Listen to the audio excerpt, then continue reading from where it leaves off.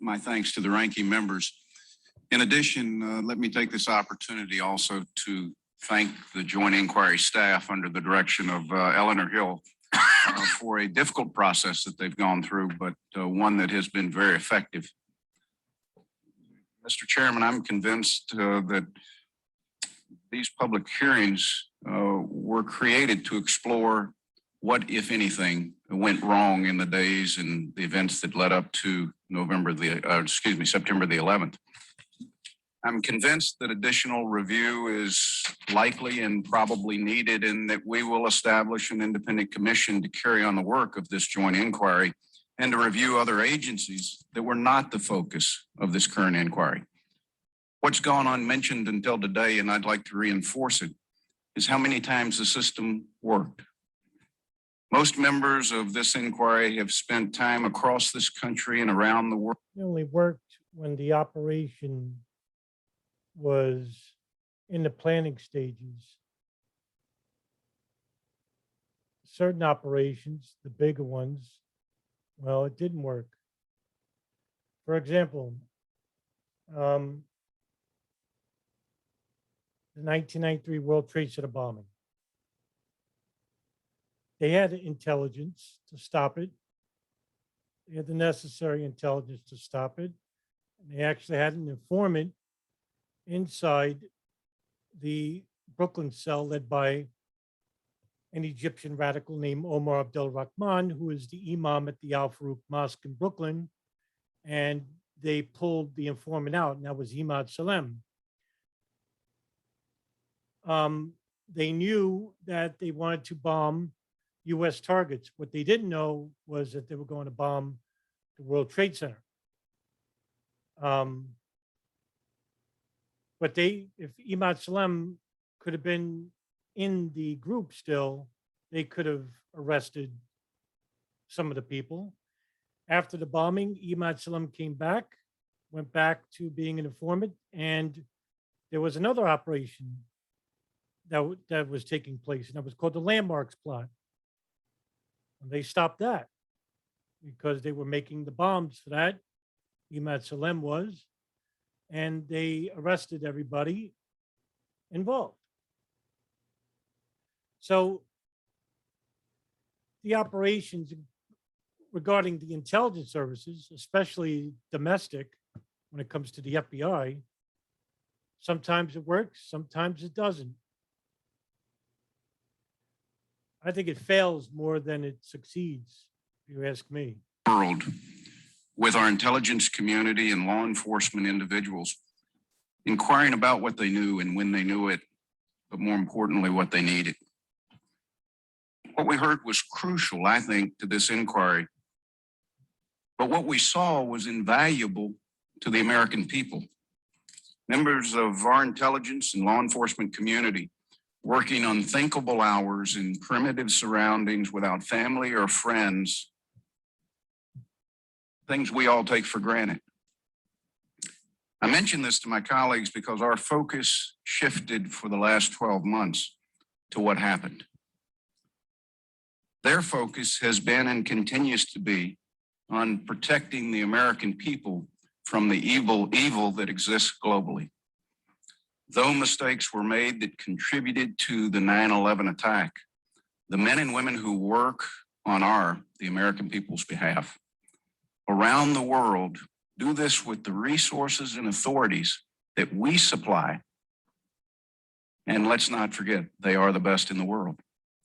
As this committee, as this inquiry hands off the review to a commission, I hope we will, as members, refocus on what we can do to complement the dedication of so many around the world with the resources that fill the gaps that all of us know exist. And with having said that, Director Tenet, Director Mueller, let me ask you, 1 year later, in hindsight, what would you have done differently?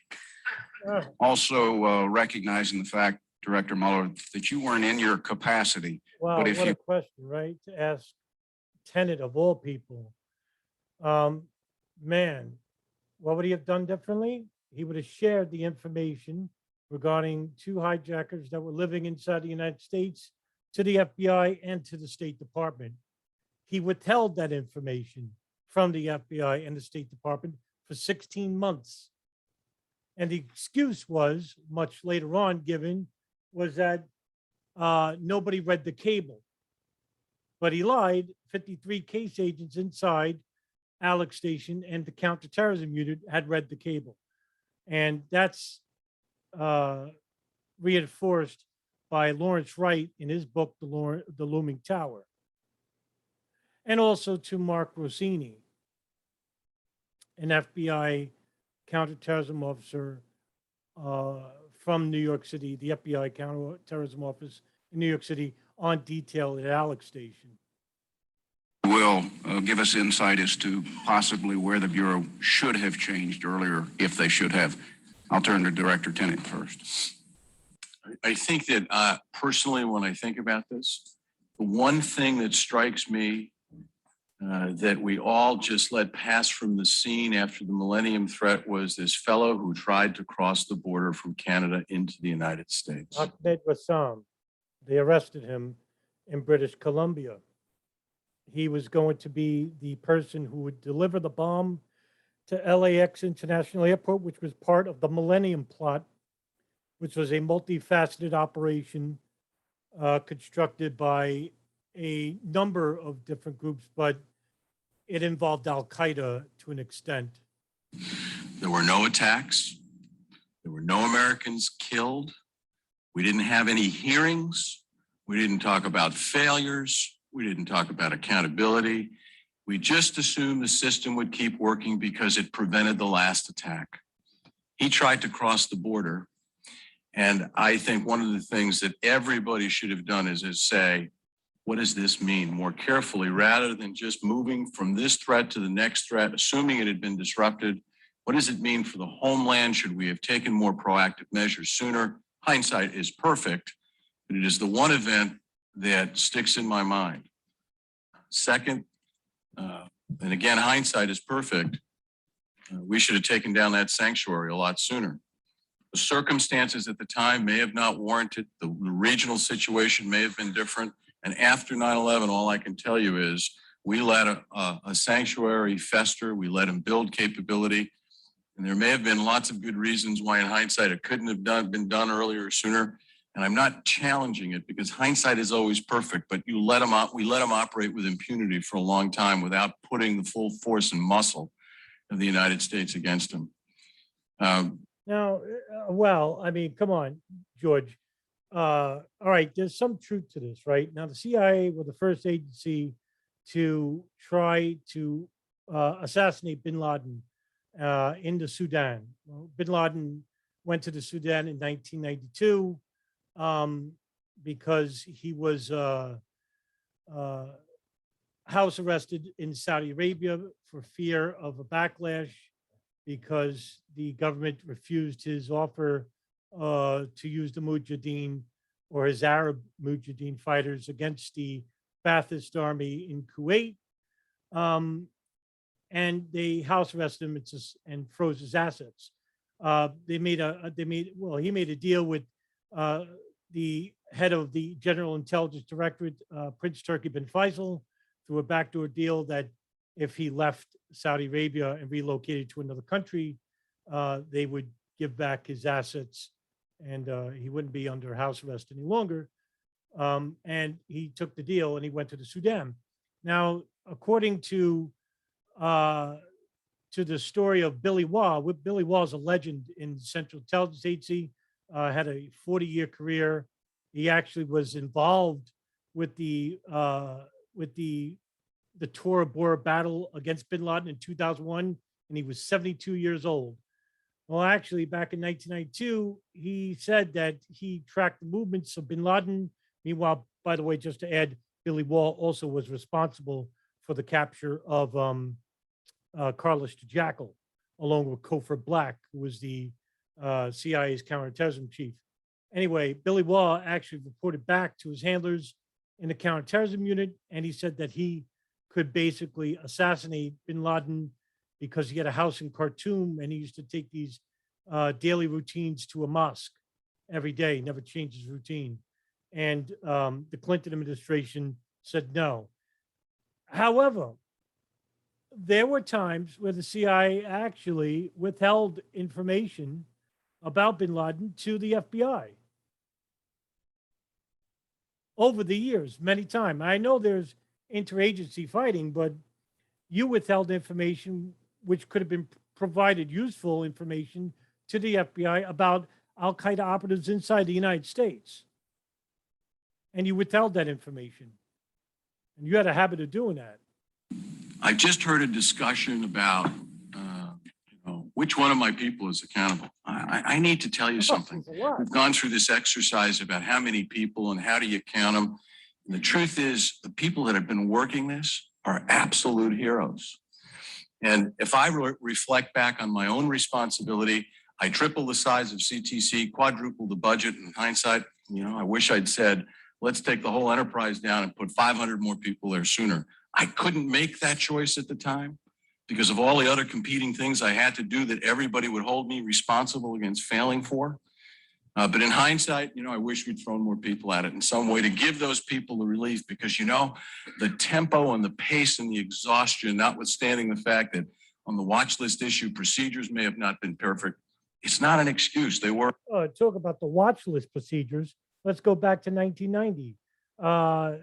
A known terrorist, Omar Abdel Rahman, he was on a global terrorist watch list. He actually applied for a U.S. visa in Cairo, Egypt. He was released from the Torah prison in Egypt. He was there for a couple of years because he was suspected of being behind the assassination of the Egyptian president, Anwar Sadat. He actually is released from prison. He's he's persona non grata in Egypt, and he applies for a U.S. visa at a U.S. consular office in Cairo, Egypt. Meanwhile, there were case officers, CIA case officers, acting as U.S. consular agents who approved of Rahman's visa not once, not twice, but 3 times. And Rahman entered the United States while being on a global terrorist watch list. I find that ironic, Mr. Tenet, but then again, you work for the most disastrous agency in the world. We're exhausted. There were never enough of them. The biggest terrorist agency in the world. None bigger. There were never enough of us, period, across the range of targets we cover. So I think about that as well. The other thing I would say to you, quite frankly, is there was never a systematic thought process to think about how you play defense. It comes back to the guy trying to cross the border. You can disseminate all the threat reportings you want. You can do the strategic analysis about airplanes. You can do the strategic analysis about car bombs, truck bombs, assassination attempts, fast boats, and everything else. And you can put all that out there to people. Unless somebody is thinking about the homeland from the perspective of buttoning it down to basically create a deterrence that may work, your assumption will be that the FBI and the CIA are going to be 100% flawless all the time, and it will never happen. Notwithstanding all the improvements we've made with your help, it's not going to happen. And I think one of the things that we've learned is what an uplifting message, right? I mean, hey, by the way, we have a budget over $80 billion that's given to us by the House Appropriations Committee. And usually you're always begging for more, Mr. Tenet. You have a habit of also firing many case officers, grounds people. And that's coming from your own agency, people who worked in the counterterrorism unit. And that's because you're a 7th floor man. 7th floor meaning that these are the bureaucrats of the Central Intelligence Agency. And Tenet definitely is a bureaucrat as compared to someone like Kofor Black. Kofor Black is actually a guy who actually will get his, shoes dirty. Tenet's the type of guy who goes to these, $5,000 dinner plates in Washington, D.C., begging for money to wealthy donors, crying poor at the agency. We don't have enough money. in hindsight, the country's mindset has to be changed fundamentally. No more sighs of relief. We're in this for a long time. We have to get about the business of protecting the country with the private sector, the chiefs of police, the state and locals now. Because the threat environment we find ourselves in today is as bad as it was last summer, the summer before 9/11. It is serious. They have reconstituted. They're coming after us. They want to execute attacks. You see it in Bali. You see it in Kuwait. They plan in multiple theaters of operation. They intend to strike this homeland again. And we better get about the business of putting the right structure in place as fast as we can. I will come back to you in a minute on the coordination and communication with local law enforcement. Director Mueller. Well, looking back at and seeing what our greatest vulnerability was in retrospect, it was the fact that we had not hardened our cockpits. And we had assumed that hijackers on a plane will want to get the plane to the ground. We, unlike the Israelis with El Al, did not harden our cockpits. And all of the warnings that we got probably would not have led us in that environment to take the step of requiring airlines to harden the cockpits to prevent hijackers from coming in and taking over planes and crashing them into buildings. You had that intelligence, Mr. Mueller. Now, you weren't the director at the time. It was Louis Freeh. However, it's not a secret that there were operatives who wanted to hijack planes. That was going back to 1995. And I'm going to share a video with you regarding Philippines lead investigator Rodolfo Mendoza.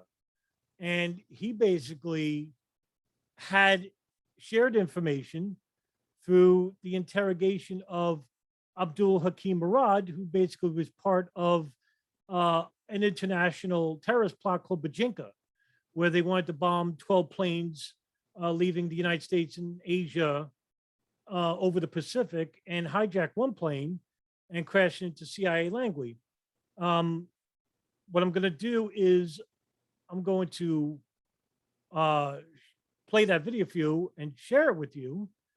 And you can see Rodolfo Mendoza, he shared that intelligence with the FBI. Philippine government during that time allowed the full cooperations with the United States insofar as international cooperations against terrorism. And I know that we have passed that information to our American counterparts. Important lessons, Right. I think, And it we was have and derived that's from public document. it could have available to you. possibly delayed it more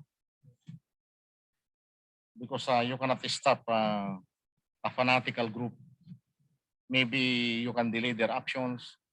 Maybe before doing their actions, they have to be neutralized. What I mean is if there is really a serious initiative to investigate this information, what goes afterwards is possibly a delay or possibly neutralizing the people who are supposed to implement the plan. Yeah, that's right. Listen, and like I said, it was no secret that they were going to hijack planes. And that's 1996, by the way. Okay, when we shared that information with the FBI, so there was no excuse here as to why we couldn't warn the FAA about taking the necessary precautionary measures to have better security on the planes, including cockpit security. But that's the FBI's fault. That is that in retrospect, when you look back at it, you ask what could have been done to prevent this attack. That is the one thing that as a country, as an industry, that could have been done to protect this type of occurrence. Whose responsibility would that have been? Can I say something to you, sir? You see, Tenet's interfering, and I'll tell you why, because it's the CIA. And I'll tell you in short order. The CIA was in charge of an operation regarding a house in Yemen, Sana'a, Yemen. And I've talked about this many times. It was an Al-Qaeda communications hub. And the reason how the CIA became in charge of the operation was that the NSA, and you can see the NSA director, Michael Hayden, sitting next to the left of Tenet, the NSA had a wiretap on bin Laden's satellite phone, and one number kept calling on the phone, and it was located in Sana'a, Yemen, and it was a house owned by a guy named Ahmed al-Hada, who is an associate of bin Laden from the Afghan Soviet war days. And this house became the communications hub for Al-Qaeda worldwide. One person in particular that used to visit this house because he was married to his daughter, Hoda al-Hada, was Khalid al-Mihdhar. Now, if that name sounds familiar to you, he was one of the hijackers of Flight 77. And he married her. So he was the son-in-law to Ahmed al-Hada. The NSA informed the CIA about this house because they wanted to get photographs of the people that they were monitoring, so they could listen to the voice, but they didn't have a face to go with the voice. Now the CIA did take pictures, and they never shared that with the NSA, and the NSA never shared their signals intelligence with the CIA, and neither agency shared their information with the FBI. Yes, The thing is unless, Bob, excuse me, And unless the reason why I see it, and the reason why Tenet interfered with Robert Mueller, because Mueller probably would have said it's the CIA's fault. It was their operation. They were the lead agency in charge. So that's why Tenet basically interfered. Let's play that again. type of occurrence. whose responsibility would that have been? Tenet, as you now look at here, Tenet. Can I say something to you, sir? Yes, The thing is unless, Bob, excuse me, unless the program is systematic, they watch all of this very carefully. It's not just about fixing one thing. You have to think about it from a systemic perspective. It's not just harden the cockpits. You have to look at the whole system. So if it's not being done simultaneously, the terrorist just sits back. If you look at how these people behaved, you understand how they've collected data against an open society for years. It's not just one thing or one system.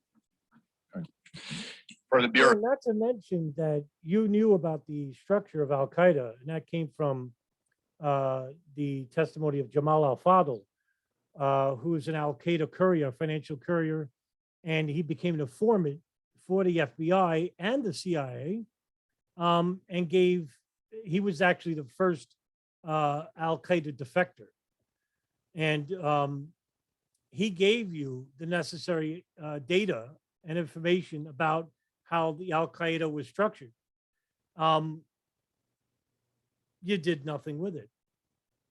from the perspective of the Bureau, the two, I think, critical changes necessary were one, to adopt a new way of looking at managing cases. The Bureau traditionally has run cases through Office of Origin. Each individual special agent in charge is in charge of the cases that arise in that particular field office or that division. And there can be discussion and tension as to who gets the Office of Origin. Well, New York did a terrific job as Office of Origin for UBL. But New York is one field office. When you're looking at international terrorism, it's important for us as an institution to have centralized all information relating to UBL, whether it comes from Portland, Oregon, or Portland, Maine, or Miami, or from Hamburg, Germany, or someplace else.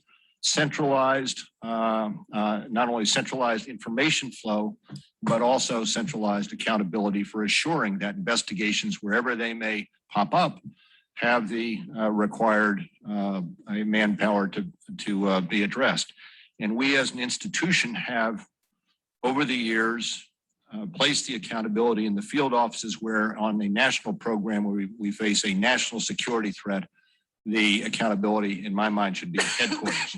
That is coupled with the necessity of having the information in a centralized database with sufficient number of analysts, and those analysts having the capability to generate the reports that an intelligence agency has traditionally done. We have not filled that void in the past. We have to do a better job of gathering our intelligence, analyzing that intelligence, and disseminating that intelligence. Those are the two critical items I believe that the Bureau has to address in order to prevent, or do the best we can to prevent another circumstance such as that would happen. Well, isn't that interesting? Actually, there was a number of FBI agents over the years that came out and complained to you, Bob, about non-committal from their superiors. One of them was Harry Samet of the Minneapolis field office, Colleen Raleigh, Minneapolis field office, Robert Wright Jr., Chicago field office, Ken Williams, Arizona field office, New York, Mark Rossini, John Antisev, Frank Pellegrino. Some of these guys are whistleblowers that are generally ignored by the public, like Mark Rossini.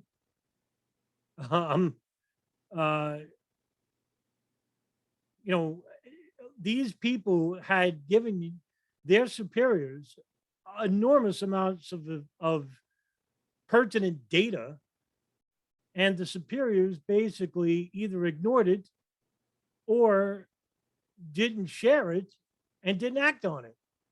One such particular incident involved Colleen Raleigh writing a scathing report to you, Mr. Mueller, in regards to the FOIA request regarding a FISA warrant for Zacchaeus Moussaoui's laptop and his personal belongings. For those who are not aware, Zacchaeus Moussaoui is alleged to be the 20th hijacker. I just think he was one of many who were going to be on the second wave of the attacks. That's coming from Moussaoui's own testimony, and he wasn't tortured. And Rowley, basically, the FISA warrant wasn't allowed, and you couldn't get into Moussaoui's laptop. And Harry Samet complained to the radical fundamentalist unit in Minnesota, and that was headed by Bob Bowman and Dave Frasca. So they basically didn't allow for the FISA warrant to be authorized. Incidentally, after September 11th, then they got the FISA warrant and they opened Moussaoui's laptop. But by then it was too late. But you can see that there's a number of instances where there was reports, daily reports, and you didn't act on it. Their superiors of the FBI didn't act on it. Just didn't. Which happened on September 11th. Director, Look. I'm not blaming just the FBI. There's more blame for the CIA and the NSA than the FBI. But I mean, there's enough blame to go around. Tenet, there are a number of things that we saw in the 90s that would suggest that the likelihood of an attack was greater, and every several years that happened. But there's no doubt that you personally believed that we had reached a new level in December of '98 when you made a statement that we were declaring war on Al-Qaeda. From the time that you made that declaration, what specific things changed within the CIA to reflect your concern over an imminent attack? Well, first of all, you actually had a strategic plan that you put in place about how to attack the target, whose plan was not only to collect more intelligence, but to get in the sanctuary and attack it. And Yeah, this was actually Tenet's operation called the Plan, which was to try and build close intelligence bases or points of operation where CIA case officers would work with Arabs on the ground who were at odds with Al-Qaeda. And that would be through the Northern Alliance, who was fighting the Taliban at the time for control of the country in Afghanistan. Cofer Black wanted to get informants inside Al-Qaeda. And when he was named the counterterrorism chief, he was horrified at the fact that the CIA didn't try to get informants inside Al-Qaeda. And so George Tenet implemented the plan, which was to gather as much intelligence to build close sanctuaries next to these training camps and points where Al-Qaeda was staying in Afghanistan, and try to either rendition bin Laden or kill him. gain as much intelligence as you possibly can. I mean, we've heard all these stories about, well, they didn't speak the languages, they couldn't get in the target. So number one, you have to have a plan. You have to hold. Also, that's another good point that Tenet raises here. the CIA and the FBI didn't hire any Arab-speaking linguists in their respective agencies. Ali Soufan, the legendary counterterrorism FBI case officer in New York, basically complained to John O'Neill, his boss, and John O'Neill actually complained to his superiors, who basically hated John O'Neill and didn't care about his request to have more Arab speakers in the agency. And that just shows you their seriousness in fighting this war on terrorism. Yourself accountable to the plan. You have to personally lead the execution of the plan. We put more people on it. We put as much money. We asked you for more money. We asked the administration for more money. No, let's talk about money. Talking about money. Again, this goes back to the point I was raising about money. Now, this is, I'm going to share with you an article written by the Christian Science Monitor. This article was written in May 26, 2000. Top Secret CIA, its own budget, written by Justin Brown. The figures estimated between 29 billion to 30 billion for the year 2000 in a first step in making the intelligence agencies fall in line with the domestic process that they apply to other parts of the government. Now, the CIA is one of the agencies that received a large portion of this budget, which is through the Senate Appropriations Committee. You had enough money at your disposal. And as you could read here, after Good's crusade suffered a setback this week.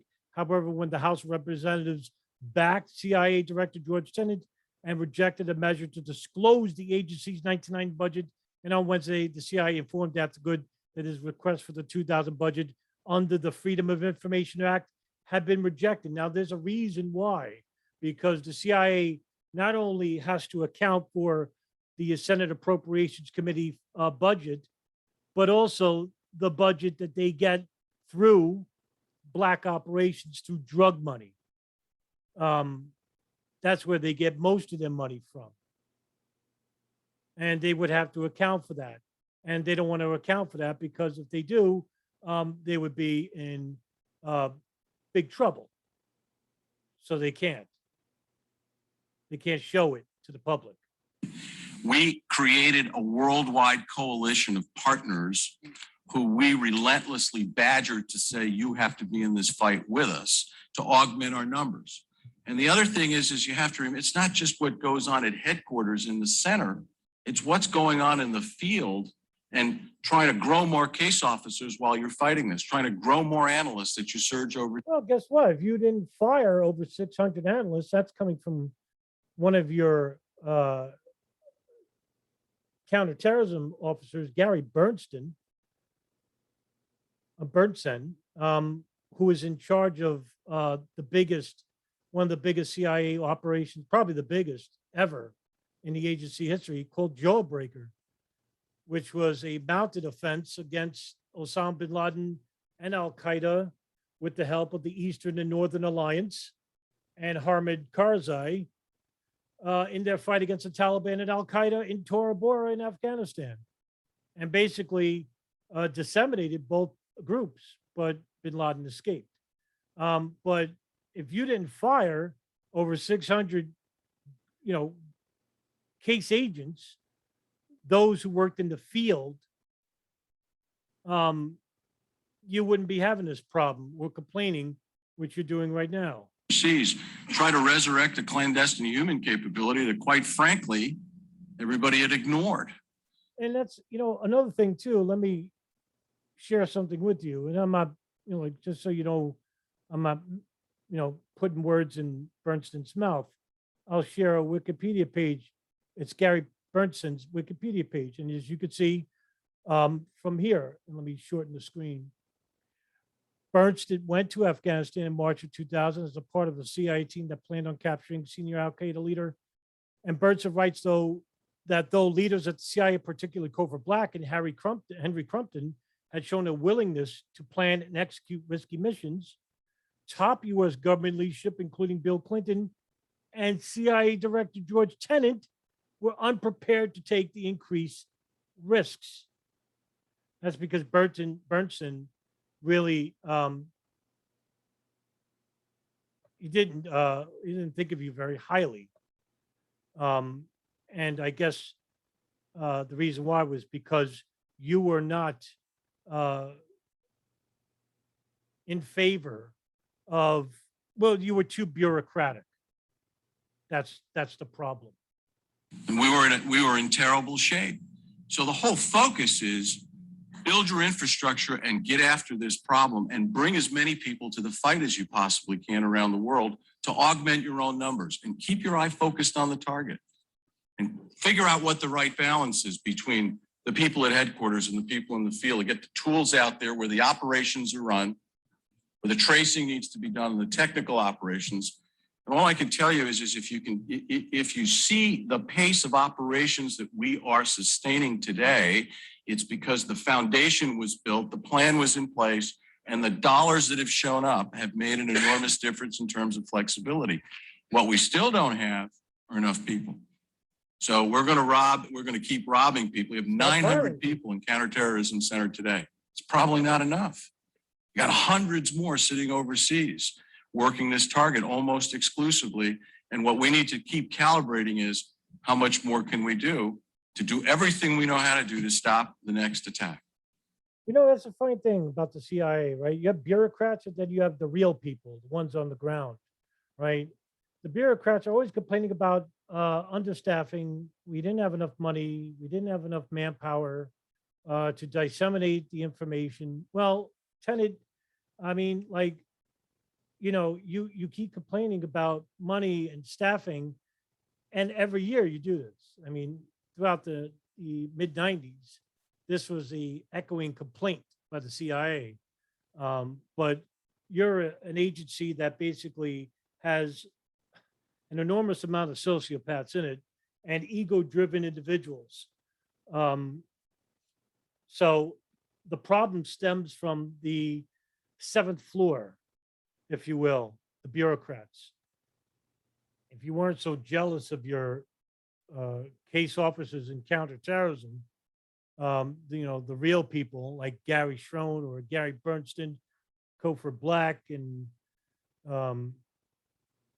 those types, you probably would have had, you wouldn't be having the problem that you had now with Al Qaeda at this point. Director Mueller, in the 90s, we had the World Trade Center bombing. In 93, we had the threat of airline use for attacks that came out of the trials in 95. We had the threats on the New York tunnels in 95, and I think both you and Director Tenet have alluded to others. At an earlier hearing, Dale Watson, the head of CT at the FBI, said prior to 9/11, there was a 98% likelihood that the attack would be abroad.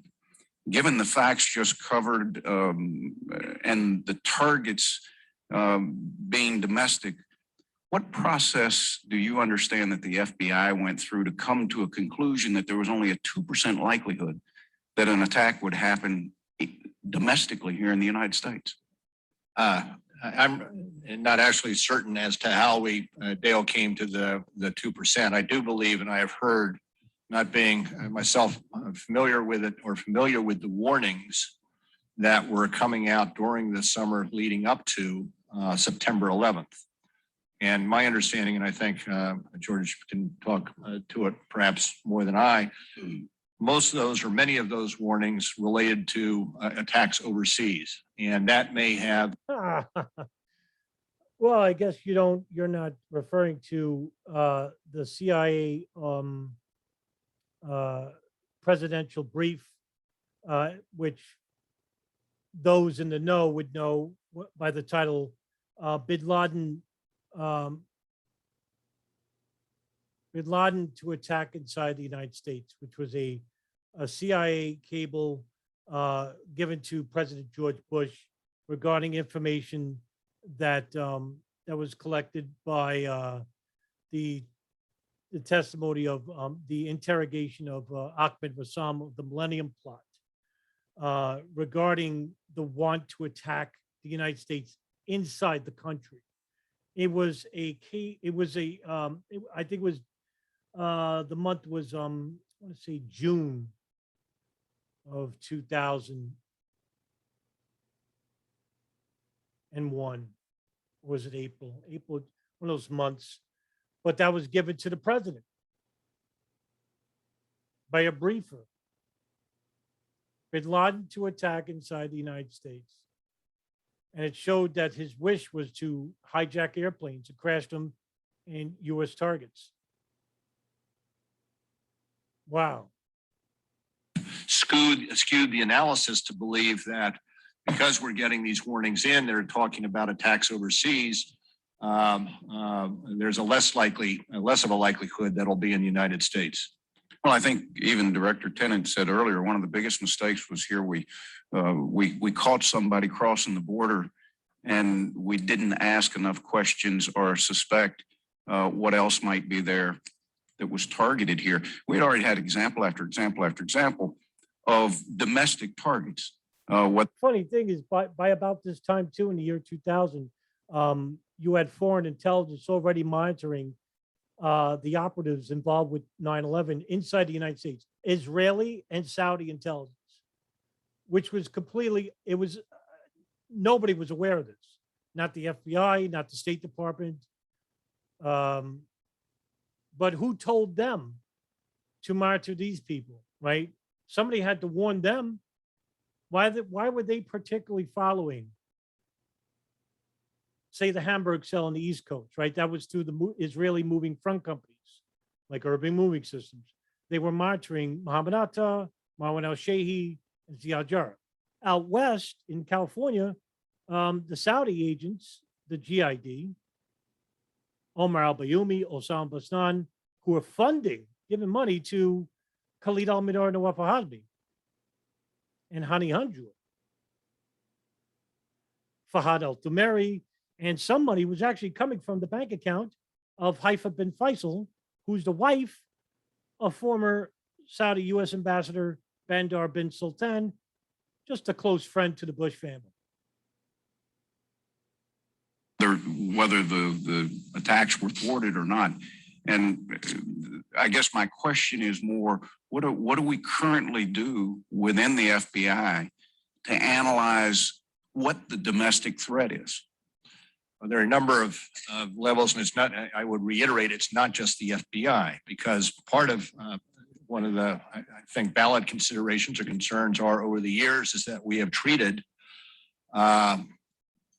our intelligence and law enforcement on the one hand, separate from our foreign intelligence. In other words, we have a CIA that looks overseas, we have the FBI that looks within the United States. And for a long time that worked where you didn't have an issue such as counterterrorism, which floods across borders.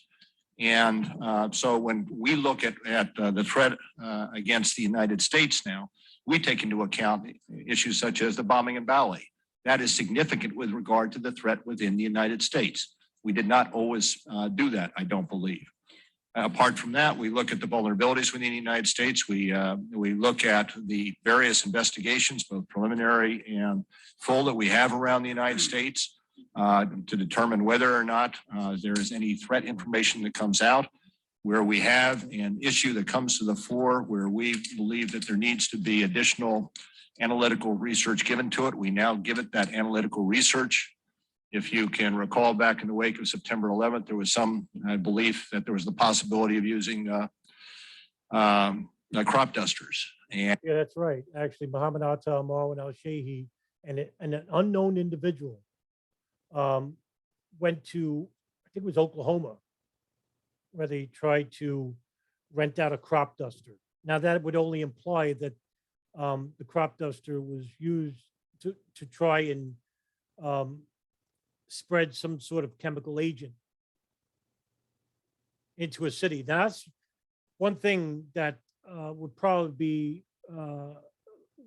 is valid, actually, because Bin Laden had always talked about this, to try and poison a big city using ricin or anthrax or a nerve agent.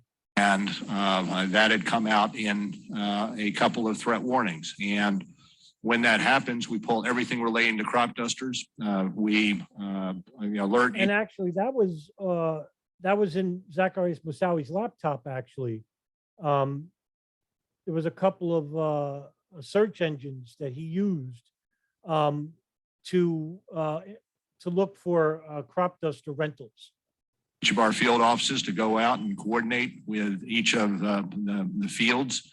When something like that comes along, we utilize both our people in the field as well as our analytical capability to put together a picture of what the actual threat is and integrate it with what George has from his people overseas. Let me stop you there. Unfortunately, I'm running out of time, and there are a couple other areas I need to try to cover. Director Mueller, we had the chief of police from Baltimore testify at one of the open hearings.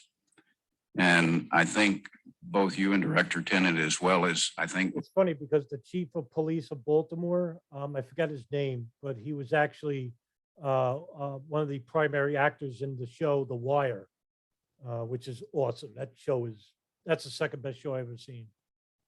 most members on this inquiry would say that we had a breakdown of communication and an inability to disseminate information, and that contributed in some way, shape, or form to September the 11th. Sure. This chief of police said, I thought after September the 11th, things would change and the communication between federal and local would get better. And the fact was he came to testify to say that it hadn't.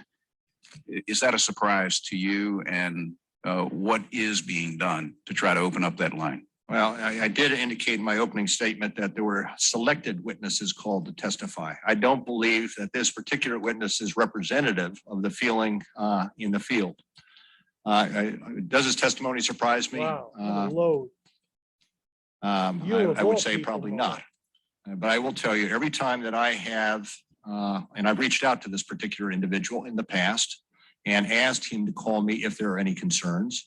Whenever I've seen either publicly or in testimony before this committee or another committee that there is a police chief who is not getting what he or she wants, I have picked up the phone and called them to try to address those concerns. But it is the intent of the FBI to open those lines of communication. And let me finish by saying that I got and I don't know whether I'm not certain when this testimony was. It was probably in September, but it's a letter from William Burr, the president of the IACP.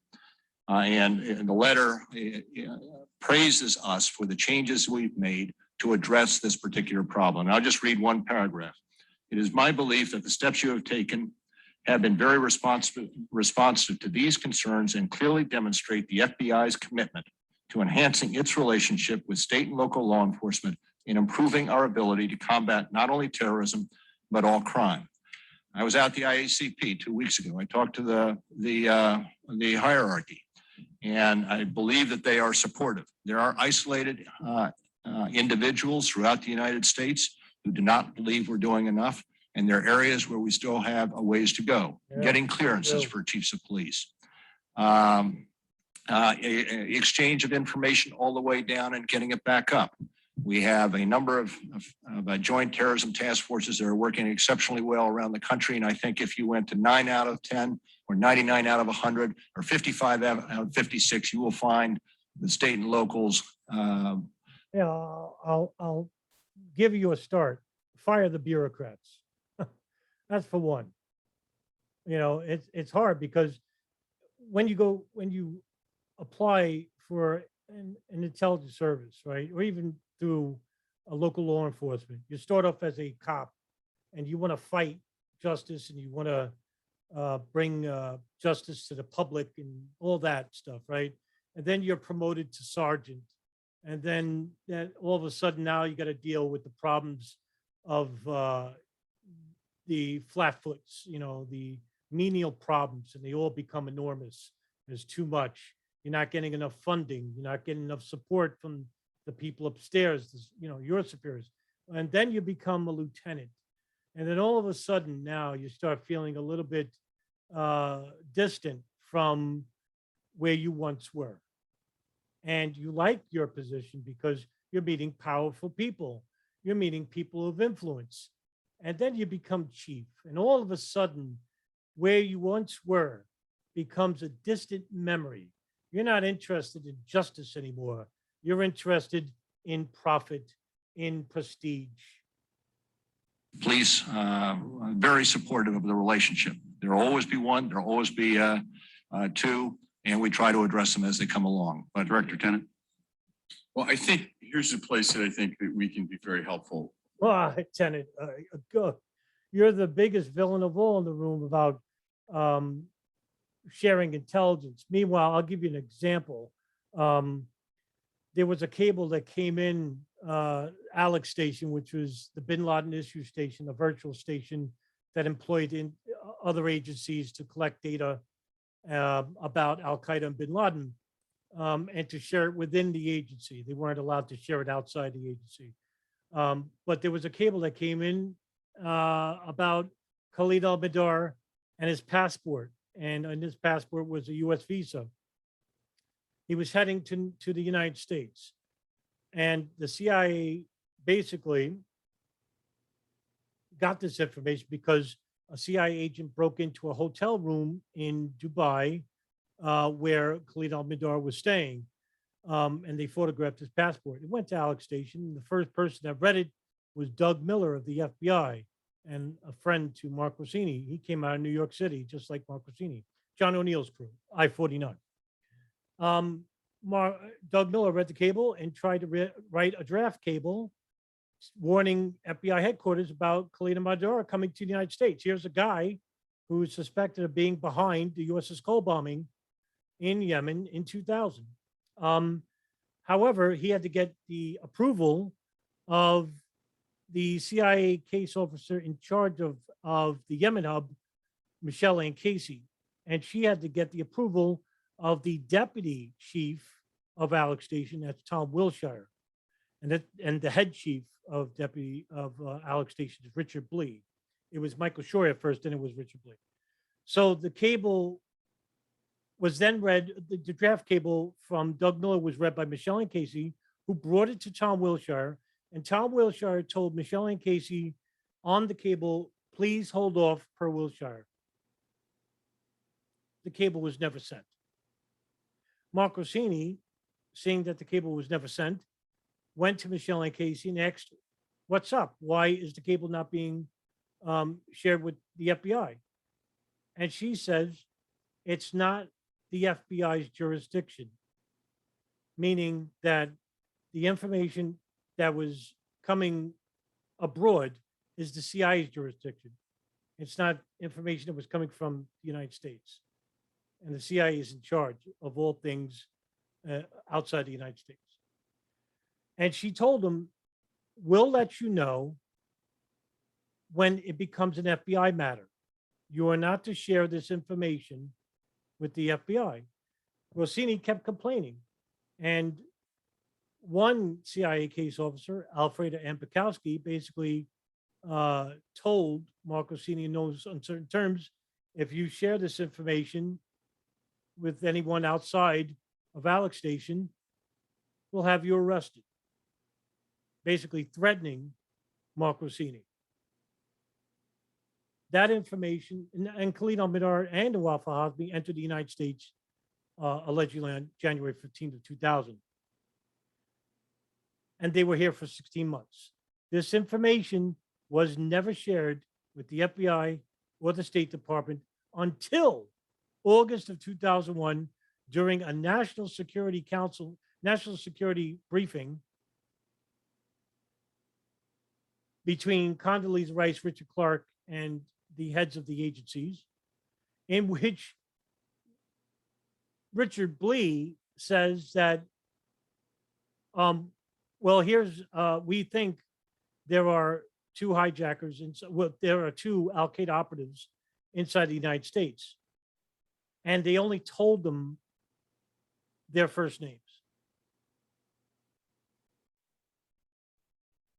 The FBI, they found out their names anyway. And the FBI, the New York office, relegated the task to one agent who was new. He was a week in, I forgot his name, to look for Khalid al-Mihdhar and Nawaf al-Hazmi. And they didn't know where they were. They had no idea where they were at this time. Imagine trying to find the names of Khalid al-Mihdhar and Nawaf al-Hazmi and running around the country in mid-August. It's like finding a needle in a haystack. So yes, the CIA is a huge problem when it comes to not sharing information. That was just one incident.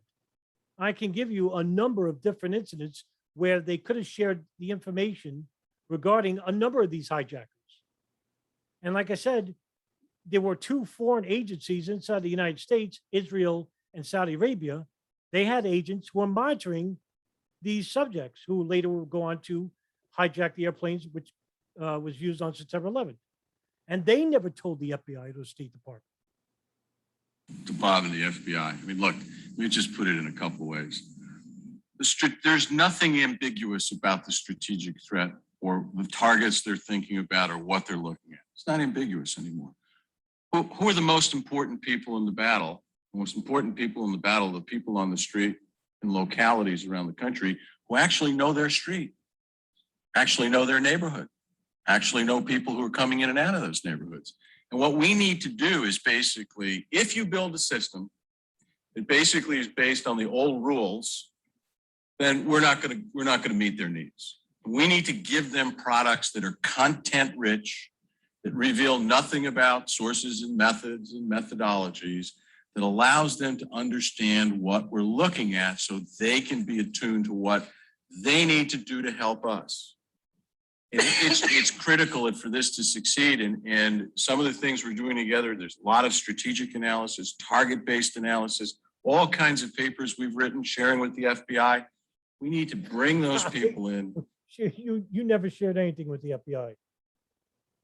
Sit them down, educate them, and then provide training to their people about how to think about this target. And they got a lot of other things to do. The smartest guy is the cop on the beat, because he or she sees things that nobody in a Washington bureaucracy is ever going to see. Thank you. Mr. Chairman, you have been extremely generous with the time. I would only ask as I end my questioning, I wanted to get into the communications between CIA and FBI and the FAA. We have tried for some weeks now to get from both agencies the specific communications that took place in the calendar year of 2001 from either of the agencies, specifically to the FAA or to airlines. And if you two directors would help us at pushing that a little bit within your own organizations so that we can look at those documents and understand better what was shared with the FAA and or airlines, it would be helpful. But we do know, we will do that for the record, Mr. Chairman. We do know the other thing you need to be aware of is there was in this time period and continues to be a very active counterterrorism group down at the NSC who convened all the stakeholders, review the bidding, and in part, I think there were 2 advisories issued last summer. I mean, there was nothing specific, although there was a heightened period of alertness. And the result was 2 advisories, but we didn't have a specific to help them. And I think that we have FAA representatives in our center, and we'll come back to you because this is where Homeland Security is really going to make a difference. Yeah, and it didn't. And, that's the problem with people like George Tenet, Director Mueller, and other heads of these agencies, even Michael Hayden, who barely got a question during the Joint House inquiry, and yet the NSA, the one agency hardly anyone knows about regarding 9/11, they had the most data of all regarding the hijackers. And according to former senior executive Thomas Drake, he said that the NSA had collected so much data regarding the phone calls, regarding the emails and text messages, that they could have stopped 9/11 altogether if it was shared with the CIA or the FBI. And they never shared it. There's a whole lot of hypocrisy stated in this one video. And that's just one panel member asking questions. I'll end it there.